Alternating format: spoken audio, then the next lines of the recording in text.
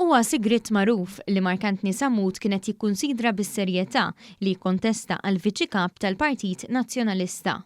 Iżda l-għada li fil-Partit Nazzjonalista faqet fil-beraħ ġlida oħra bejn il-fazzjonijiet diversi tal-partit, Markantni Samut ħabbar li mhux se jikkontesta.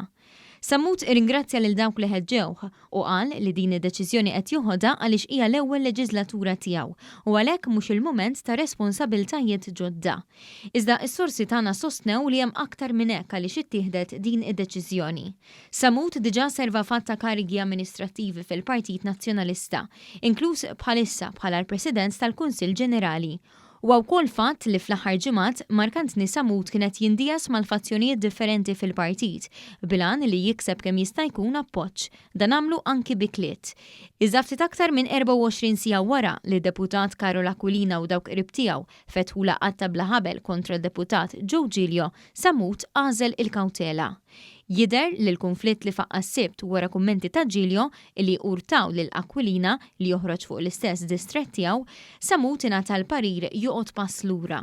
Dan anke minħabba l-attakk li fetħet Repubblika u l-alleati tagħha li Markantni Samut huwa wieħed minnhom. Is-sorsi tagħna qalu li jirriżulta li f'nofs dan il-konflitt Markantni Samut se jażel li jibża l-ġildu u jħossib il-futur tiegħu aktar milli l-immedjat, partikolarment billi din id-darba ma jidħolx bejn il-basla u xrita. Intant Joe Giglio nnifsu wkoll eskluda li joħroġ għal viċi kap tal-partit biex wara li Bernard Gregg tellaq waħdu minħabba nuqqas ta' interess fil-Partit Nazzjonalista, jidher li dawk imħeġġa biex jgħinuh fit-tmexxija ma tantx qed juru entużjażmu għal dan. Dan fl-istess ħin li l-inkwiet fil-Partit Nazzjonalista donnu qed jiżdied u mhux jonqos wara l-akbar telf elettorali fl-istorja.